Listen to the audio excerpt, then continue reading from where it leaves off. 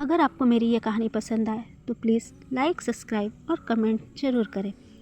अरब के निवासियों को घास और पानी की तलाश में एक जगह से दूसरी जगह भटकना पड़ता था। उन्हीं लोगों में एक इकबाल नाम का व्यक्ति था। उसके परिवार में उसकी पत्नी, एक बेटा और उसकी माँ थी जो बहुत बूढ़ी हो गई थी। वह अपनी माँ का इकलौता बेटा था।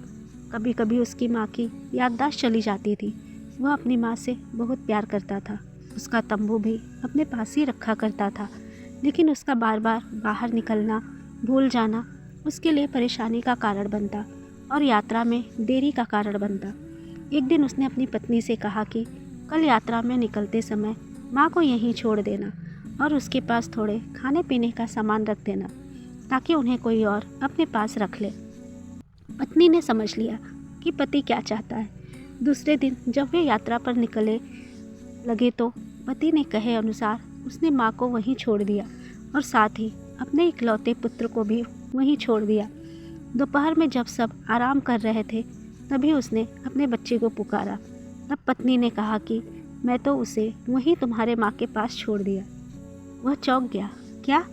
पत्नी ने कहा, ताकि तुम जान लो, जिस तरह तुम अपनी माँ को बेसहारा मरने के लिए छोड़ आए हो, कल का तुम्हारा बेटा भी वही करेगा। ये बात उस पर बिजली बनकर गिरी। वह एक शब्द भी नहीं बोला। उसे अपने गलती का एहसास हुआ। वह तुरंत घोड़े पर सवार होकर वापस अपनी माँ के पास दौड़ा। उसे डर लग रहा था कि कहीं भेड़िया न उन दोनों को खत्म कर दे।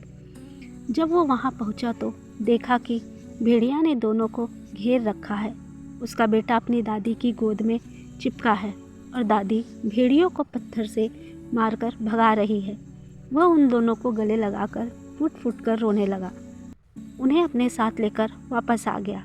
उसके बाद उसने अपनी माँ की खूब सेवा की और उसकी पत्नी ने उसके दिल में इज्जत पाली, क्योंकि उसने अपने पति को वो सबक सिखाया जिसे वो पूरी ज़िंदगी नहीं भूल पाया।